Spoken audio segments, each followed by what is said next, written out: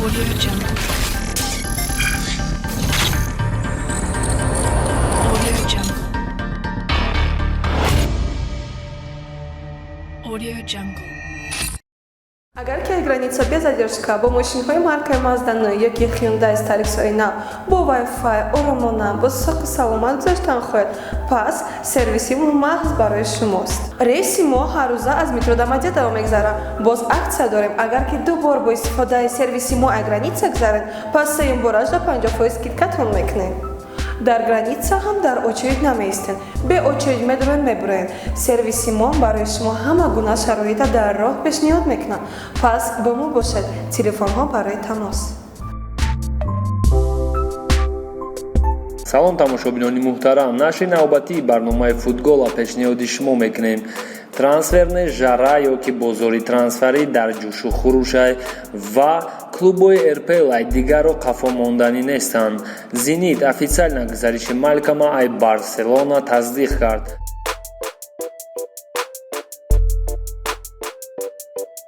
Спартак дар навбати худ гузариши ду бозингари дигар Ларсона ва чемпиони ҷаҳон Шурлера эълон кард.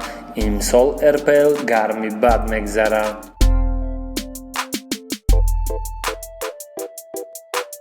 Манчестер Юнайтед ва Лестер сари мақсад омада гузариши Гарри Магуайрро ҳал карданд. Айрӯи хабарҳои баъзе сарчашмаҳо ҳимоятгари марказии Лестер ба МЮ ба нархи 93 миллион евро гузариш хоҳад кард. Агар ҳамин гап асос дошта бошад, пас Магуайр ай ҳама ҳимоятгари қиматтарин дар дунё ба ҳисоб хоҳад рафт.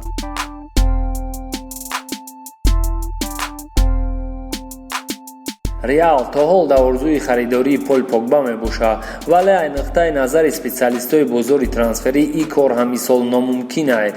Барои ҳамин дар ҷои ӯ мадридиҳо як бозингари дигари Аякса таи чашм карданд. Айрӯи хабарҳои Марка Дони ван де Бек тақрибан ба 60-70 миллион евро шояд ба Реал гузариш кунад.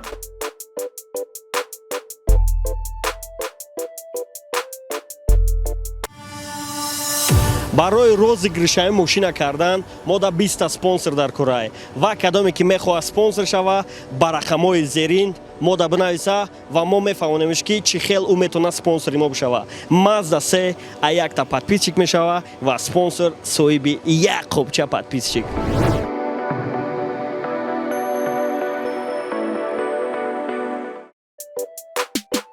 Барселона ай Каутиньо халос шиданиай, вале мутаассифона игрок имсол харидор надорад. Нархи дар фурӯш мондаи Барселона Каутиньоро ба 100 миллион евро баробар аст. Хотиррасон мекунем ки Барселона мехост Каутиньоро кати Неймар алиш куна, албатта болои сум кати. Не ки ПСЖ и пешниҳоди Барселонаро рад кард.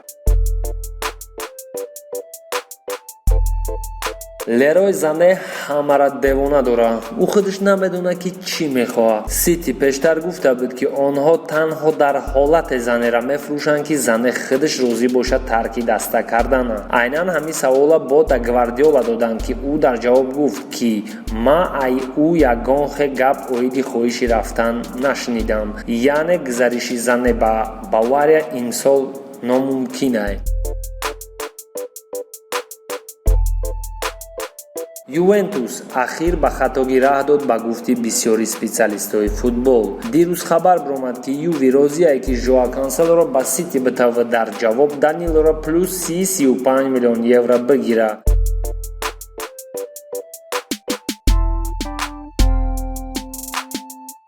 дигари масъалаи алишкунии бозингарои тарафи Юви то ҳол зери суола. Юви мехоҳад ҳам Дибаларо ва ҳам Манжукича дода дар ҷавоб Лукакуро бигирад, не ки МЮ хапай. Болои ҳамаи Дибала курт отказ дорад гузариш кардана ба МЮ. ЦСКА пешниҳоди Кристал Пэласа оиди Чалов ба нархи 15-15 миллион евро рад кард. Хотиррасон мекунем ки Чалов дар мавсими гузашта ба задани 15 гол бомбардири РПЛ шуда буд. ё ЦСКА мехоҳад барои Чалов бисёртар пул бигирад ва ё ба бозингари беҳтарини худаш дошидан намехоҳад, сабабе ки Зенит ва Спартак беҳад харидориҳои хуб кардастанд.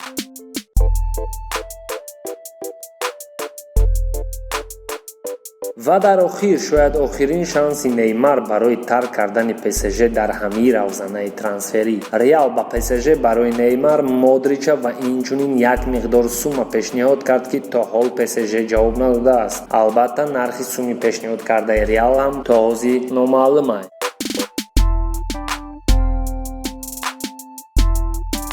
хайр бачаҳо, то барномаҳои навбатӣ барои моро дастгирӣ кардан ба ссилкаи зери видео бида даромада моро дастгирӣ кунед. Хайр, то боздид. мастер таксӣ барои нафароне мебошад ки дар Русия ҳастанд ва дар ҷустуҷӯи кор мебошанд. Имконият медиҳад ки соҳиби маблағи калон шаванд.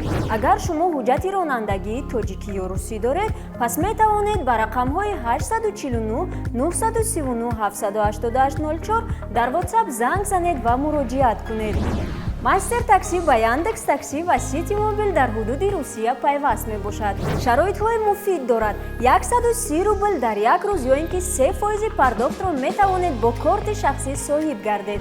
ҳама рӯза бе сарҳад, муфид ва бефоиз. алоқа кунед ва соҳиби ҷойи кор шавед. Audio Jungle. Audio Jungle. Audio Jungle.